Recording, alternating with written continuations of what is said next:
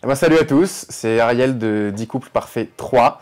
Je suis entre les mains expertes de Sam Zira qui va essayer sans doute de me faire cracher quelques scoops croustillants. Donc j'espère que vous kifferez cette vidéo.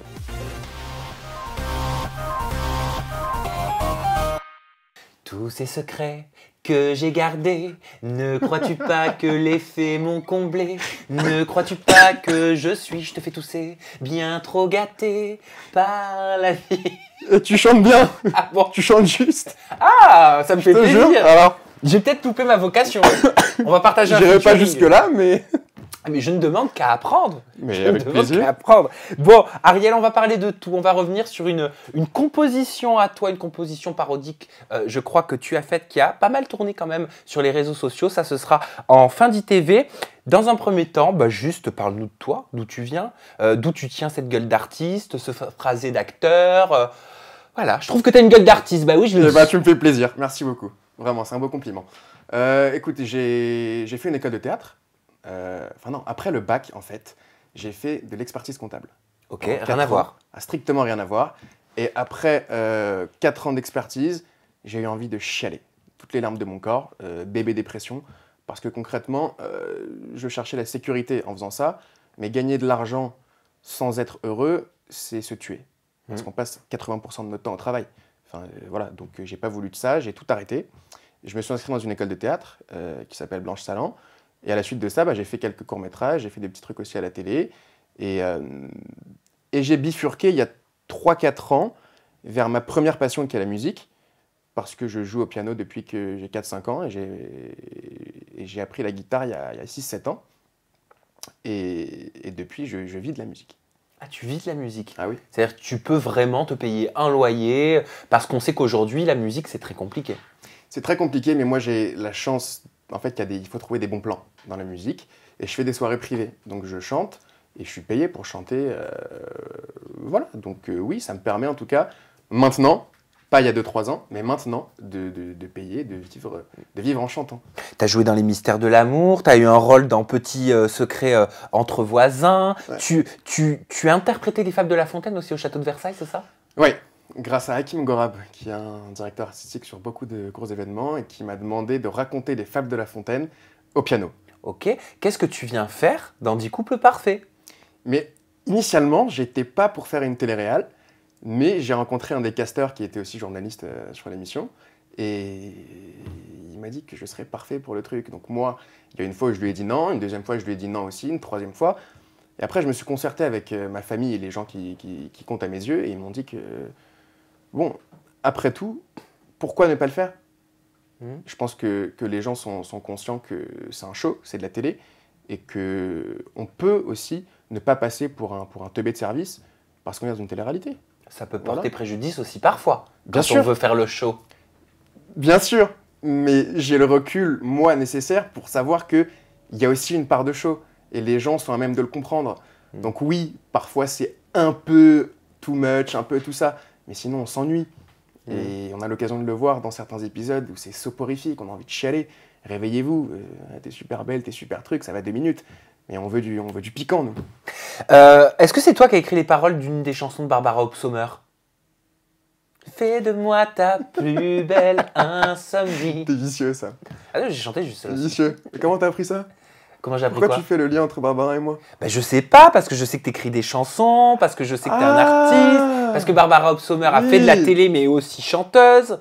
D'ailleurs, elle était chanteuse avant même de faire la télé comme toi. T'as les talents de devin, hein. Devin, je ne sais pas. Je ne suis pas Madame Irma, mais je peux faire des rapprochements. Bon, alors on va faire un petit rapprochement bancaire. Non, je n'ai pas écrit pour Barbara, mais on se connaît. Ah, tu n'as pas écrit de paroles de chansons pour Non. Barbara. Alors, tu as fait quoi pour Barbara? Qu'est-ce que j'ai fait? On se connaît. Disons qu'on se connaît. Voilà. Et c'est une très bonne copine, et j'aime beaucoup cette fille. Oui, mais vous vous connaissiez plus, avant qu'elle soit en couple. Plus affinité. Vous êtes sortis ensemble ou pas? J'irai pas jusque-là. On n'est pas sortis ensemble. On a fricote-man. Vous Voilà. avez fricoté. Voilà. Fricoti, fricota. Frotti-frotta. Ah, frotti, frotta. Ah bah tu vois, t'en dis plus. Enfoiré. Ça te gêne? Pas du tout. Mais j'ai pas envie de mettre en porte-à-faux Barbara qui est une amie maintenant. Voilà, donc oui, on s'est connus, on s'est reconnus, t'as compris? Et puis On voilà, s'est connus, on s'est reconnus. on s'est perdu de vue. Et on s'est pas perdu de vue. Ben non, vous n'êtes pas perdu de vue, mais Non. par contre, pourquoi c'est pas aller plus loin? Non mais allez, parlons en adulte. Pourquoi c'est pas aller plus loin qu'un simple échange, quoi? Je saurais pas te répondre à ça, en fait. Parce qu'elle est belle, elle est intelligente, elle a du Ouais. talent. Ouais. Ah oui, oui. Mais il y a des choses qui s'expliquent pas. Je sais pas. Je sais que quand on se voit, on est très bons potes. Je raconte ma vie, elle me raconte la sienne, et tout se passe bien. Mais il y a pas. Il y a eu à un moment, mais il n'y a pas cette attirance, ce truc qu'on n'explique pas qui fait qu'on a envie de toucher l'autre. Mhm. Toi, tu connais le show business. Hein. Tu as des relations. Tu connais des gens. Pourquoi tu dis ça? Ben je sais pas, je le sens. Comment tu t'es fait tes contacts? Comment t'as évolué dans ce milieu-là? Quand on cherche à être acteur et chanteur, il y a une part. En fait, je vais expliquer les choses bien. Donc, Oui. je vais prendre le temps. Je vais prendre le métier de chanteur. Il y a des mecs Oui. qui auront une voix extraordinaire, qui auront un charisme de génie, mais qui malheureusement chanteront dans leur chambre toute leur vie. Mhm. Pourquoi? Parce qu'ils n'ont pas les bonnes relations. Et j'ai mis du temps à le comprendre, ça. Et j'en ai pâti beaucoup. Donc, au fur et à mesure, j'ai compris qu'il fallait se construire un réseau. Il faut non seulement travailler pour être bon, il n'y a Bien pas que sûr. le talent qui compte, il y a aussi beaucoup de travail. Et je chante pas comme je chantais il y a 5-6 ans, j'estime que je chante mieux aujourd'hui. Mais à côté de ça, il faut avoir les bonnes relations pour, quand moi je serai prêt, enfin j'estime que je le suis, mais pouvoir avoir les liens qui permettront de faire un single, de faire des choses, de pouvoir démarcher des maisons de disques, etc. Donc il n'y a pas que le travail, il n'y a pas que le talent qui paye. Non, non, malheureusement. Malheureusement pas. Ouais. Hmm. Qui tu connais, par exemple? Mon meilleur pote, c'est Anthony Colette, par exemple. Ah, le danseur de danse avec les Voilà. stars. Hyper beau gosse, hyper sexy Ah ouais. et génie, Oui. vraiment.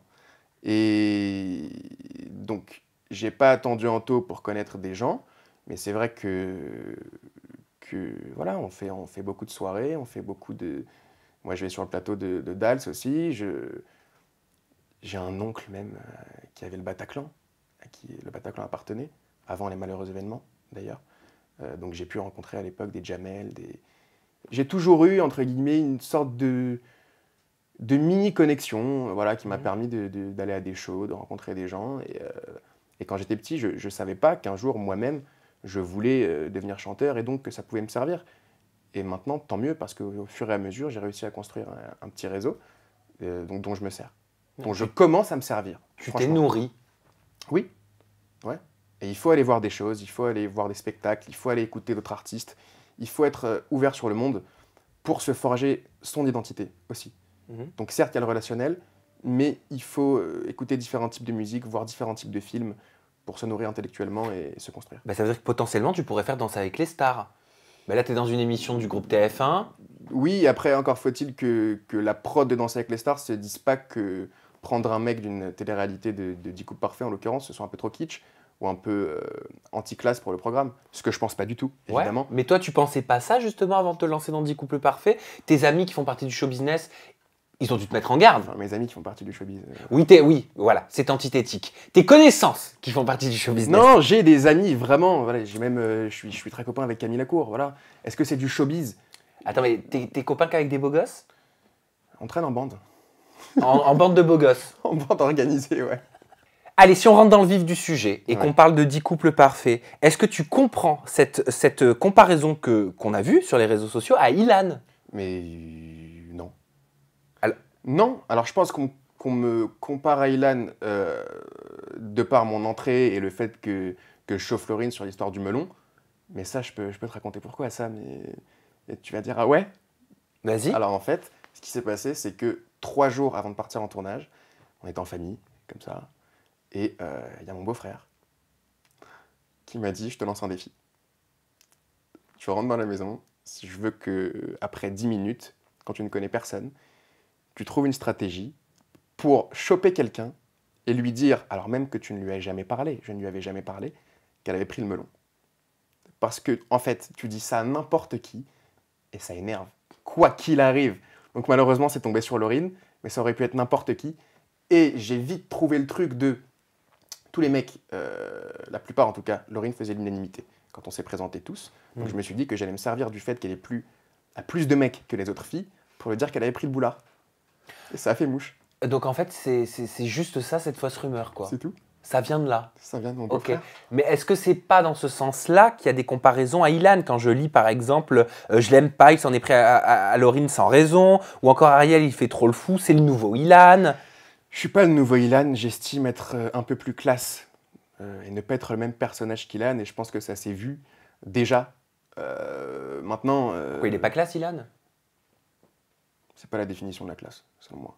C'est quoi la définition de la classe? C'est très compliqué ce que tu me demandes là. Selon toi? La classe, c'est naturel. C'est une façon de s'exprimer, c'est une sorte de prestance, c'est une sorte de respect. C'est un ensemble de choses, la classe, qui s'explique pas réellement. Tu as de la classe? Je veux pas m'attribuer des qualificatifs tout seul. Donc ça, je te laisse répondre à ça. Tu penses avoir de la classe? J'espère en avoir. Et en tant que personnalité dans une télévision, dans une télé-réalité, tu te positionnes comment? Je pense que... Je sais pas, je parle ni en termes de physique, ni en termes de tout ça, mais ma façon de m'exprimer, je pense qu'elle dénote un peu. Voilà, et on me disait là-bas, tu te prends pour un avocat, tu te prends pour un comédien. Peut-être. Bah, acteur, c'est mon métier, ça l'a été. Et avocat, je suis issu d'une famille d'avocats. Donc j'ai une façon de parler où on dirait que je suis en plaidoirie constamment. Et c'est pas de ma faute, tu vois, c'est mon éducation. Alors moi j'ai noté cette citation. Tu as dit « J'avais peur d'être considéré comme Ariel de la télé-réalité, d'être associé à des gens qui ont parfois une culture générale proche de la hauteur de mes chaussures. » Bon, j'ai été un peu virulent. Assumé, évidemment. ça? Assumé. Totalement assumé. Oui, assumé. Mais il y a des gens les sigeauraient, par exemple. C'est une plaie. Il y en a de partout, sigeauraient. Il y en a beaucoup. Il y en a partout. Je dois dire que je ne les reprends pas Oui. moi-même parce que sinon je passerai les interviews à les reprendre. Merci. C'est le copain Assam. Non, c'est pas le copain Assam. C'est le copain de Sam. Je vous en supplie. Voilà, donc c'est juste des mini-trucs. Ouais, ou encore moi, Antoine et Hugo. Voilà, le moi, tu le mets à la fin. Voilà, c'est Hugo, Voilà. Antoine et moi. Voilà, tu vois, il y a plein de petites règles comme ça qui connaissent pas et qui font un homme aussi. C'est une tare? Est-ce que c'est une tare? Non, c'est pas une tare, mais... T'es un enfoiré parce que tu poses des questions. Viens pour me... Bah je réagis Pour moi me à ce sauver. commentaire. C'est pas une tare, chacun sa façon de s'exprimer, etc. Tu me demandais en quoi je me sens un peu différent, et en ce sens. Voilà. Allez, on va parler des filles, on va commencer par Chani. Alors tu lui fais pas mal de compliments hein. Ouais. Au départ et rapidement en interview, tu dis on s'entend bien mais il n'y a pas d'attirance. Je sais tout de suite que ça en restera là. Est-ce que tu as l'impression d'avoir eu un double discours? Pourquoi tu dis ça? Bah parce que c'est ce que j'ai vu aussi beaucoup sur les réseaux sociaux. Mais double discours en termes de quoi, franchement? Ben, de lui dire que... de lui faire des compliments, de lui dire qu'elle pourrait être la fille. Et après au confessionnal, enfin oui, au confessionnal, tu m'as compris, en ITV, Ouais. de dire qu'en fait non, ça le fera pas. Mais alors, on peut aussi avoir un crush mental Ouais. avec une fille sans pour autant avoir une attirance physique. Et Chani, c'est vrai que je me suis très vite bien entendu avec elle, vraiment. Et ce qu'il y avait d'étrange, c'est que j'avais l'impression de lire en elle. Vraiment, de la connaître avant même qu'elle ait ouvert la bouche. Mais tu jouais avec elle ou pas? Non, pas du tout. Pas du tout. D'accord. Alors- Donc quand les internautes disent il a pas l'air sincère, tu n'es pas d'accord avec ça? Alors, ça, c'est gentil que tu me poses la question. Non. Parce que pour moi, c'est pas antinomique d'avoir un crush au niveau du caractère avec une fille, mais que physiquement, à la première vue, à la première rencontre, il n'y ait pas de ce truc qu'on peut pas comprendre, qui nous attire, quoi, tu vois. Bah donc c'est rageant alors si tu as un crush mental mais que physiquement ça suit pas. Ça arrive. Ça t'est arrivé Avec qui? avec Chani? À voir. Mais pourquoi t'as du mal à me répondre? À voir, à voir, à voir. Mais il y a eu en tout cas une réelle connexion en termes de cerveau, vraiment, immédiate. C'était la plus intelligente? Oui. C'était la plus distinguée? Je dirais pas que c'est la plus distinguée, je dirais que c'est la plus torturée d'esprit. Et souvent, les plus grands torturés sont les plus grands intelligents. Ouais, pourquoi? Parce qu'on n'est pas torturé pour rien. Il nous est soit arrivé des événements tragiques dans la vie, ce qui nous fait grandir très rapidement. Et il y a aussi le fait que je pense qu'on est torturé quand on a conscience des injustices de ce monde et que tout est une mascarade, à mes yeux. Donc il faut relativiser sur beaucoup de choses de la vie. Nos conditions de vie, l'argent qu'on a, etc. Tant qu'on a la santé, on est bien. C'est quelque chose qui est perdu de vue par beaucoup de monde. Et Chani comprenait tout ça et me comprenait moi aussi, dans ma façon d'être. C'est-à-dire que certes, je fais le show, je fais le con, quoi. Mais je suis aussi beaucoup dans la réflexion permanente. Et je me laisse jamais tranquille. Mais en fait, tu te reposes jamais. Ton cerveau, Non. il est jamais en off. Oui, et j'ai même du mal à dormir le soir, etc. parce que c'est de l'ébullition. Mais ça te fait souffrir? Je sais pas si ça me fait souffrir ou alors c'est une sorte de souffrance qui me nourrit. Qui te nourrit pourquoi? Pour ta musique? Pour ton jeu? Pour ma musique, pour mon jeu, d'aller puiser des choses un peu plus profondes que comment tu vas. J'aime la philo, j'aime la politique. Voilà, j'aime tout ça. Donc oui, je me nourris de tout ça, de mes expériences de vie, mais aussi du monde qui m'entoure. Et Chani, selon toi, elle avait cette fenêtre ouverte dans son cerveau? Elle a une certaine perception des gens qui est assez juste, au premier abord. C'est-à-dire qu'elle va rencontrer quelqu'un et rapidement, elle saura plus ou moins qui est cette personne. Ok. Mais physiquement, elle te plaisait pas? Mais elle est très belle. Mais c'est juste que c'est pas de prime abord ma came, quoi. Tu vois, c'est une très belle fille. L'alchimie n'était pas là. L'alchimie physique, je parle. L'alchimie physique, oui. Ça s'explique pas. Non. Et tout comme l'alchimie mentale s'explique pas vraiment. Mais bah, on l'a vu parce que j'ai discuté avec elle direct et je lui ai dit je te connais par cœur. Je lui ai dit je te connais par cœur. Et cette sensation, c'était fort quand même. Et je disais pas ça pour la draguer, pas du tout. Puisqu'on voit bien, je suis pas avec elle. Donc c'était pas de la drague, c'était que vraiment je sentais quelque chose de différent. T'as de l'assurance dans la vie? Je fais semblant d'en avoir. Ok, pourquoi? Parce qu'on se cache tous. On se cache. Pourquoi tu te caches? Et est-ce que tu comprends que cette assurance que tu fais semblant d'avoir pourrait potentiellement passer pour quelque chose D'arrogant? d'arrogant, ouais, pour le public? Non, parce que je me sens pas arrogant. Et je pense que les autres ne diront pas de moi que je suis arrogant. Ils ont vécu avec moi, ils voient que je suis assez dans la bienveillance. Mais j'ai aussi compris qu'on n'est pas là pour s'ennuyer. Et il y a des gens qu'on voit plus que d'autres parce que voilà, il faut faire des conneries, c'est du divertissement, c'est du show quand même. Donc évidemment que parfois les gens vont se dire mais pour qui il se prend celui-là à parler comme ça. Dans l'épisode d'hier, je dis que dormir avec moi c'est un rêve, etc. Mais c'est de la plaisanterie, évidemment, il faut le prendre au second degré. Parlons d'Inès. Le coup de cœur, il n'est pas réciproque, hein. Non. Non, je l'aime beaucoup Inès, je la kiffe. Vraiment, très bonne meuf, intelligente, classe, et je maintiens mes propos. Après, voilà, pareil, j'avais pas envie de la prendre dans mes bras. Oui, parce que tu as dit scientifiquement parlant, elle peut me correspondre, mais malheureusement, elle ne me plaît pas. Bah, Oui. décidément, ça fait deux, hein. Pour l'instant. Mais c'est pas de ma faute. Ce n'est pas un reproche. Voilà, je suis exigeant, c'est comme ça. Et en fait, c'est même pas une question d'exigence. Parce que les filles avec lesquelles je suis sorti sérieusement n'étaient pas les plus belles filles avec lesquelles j'ai eu des relations, des aventures d'un soir. Donc je suis plus attaché au charme, à une façon de parler, à une façon de se mouvoir, à une façon de danser. Je te jure que c'est vrai, à une voix, plutôt qu'un physique dans sa globalité, la beauté parfaite. Et alors, pourquoi tu l'as choisie à la première cérémonie, Inès? Pourquoi je l'ai choisie? Parce que on s'était bien entendu, parce que elle était potentiellement mon match aussi. Voilà. Donc je crois que ça pouvait, je crois que ça peut être mon match. Pourquoi tu parles d'une histoire de dinette? Je parle d'une histoire de dinette, on peut discuter. Oui. Oui, bien sûr, on est là pour ça. Alors, je parle d'une histoire de dinette parce que donc là, je suis avec Léna, sublime, très belle Léna. Et déjà, en fait, pourquoi je parle d'une histoire de dinette? Parce que déjà, elle a mis du temps avant de vouloir qu'on dorme ensemble. Et ce que les gens ne savent pas, parce que c'était en off, parfois on se couchait à 4-5 heures du mat, en restant dans le salon, mais simplement pour passer du temps ensemble.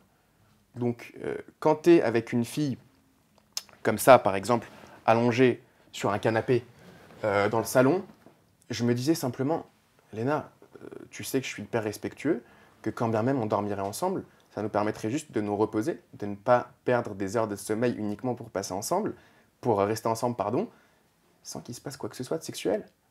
Et donc je dis même en ITV là-bas que je lui ai proposé de mettre une combinaison de ski. Entre guillemets, voilà, il n'y a pas d'accès, donc quoi qu'il arrive, tranquille. Pourquoi? Elle pensait que toi, tu voulais concrétiser? Elle pensait que tu voulais aller plus loin? Alors, il y avait ce truc-là, parce que déjà, elle ne me connaissait pas très bien, donc elle pouvait se dire que j'étais un rat crevé, qu'elle allait lui sauter dessus, alors que je suis tout l'inverse de ça. Et là, c'est pour l'anecdote. Parfois, je passe des soirées avec des filles, et je sens au bout d'un moment qu'elles me regardent et qu'elles se disent « Mais qu'est-ce qu'il fait, lui ?»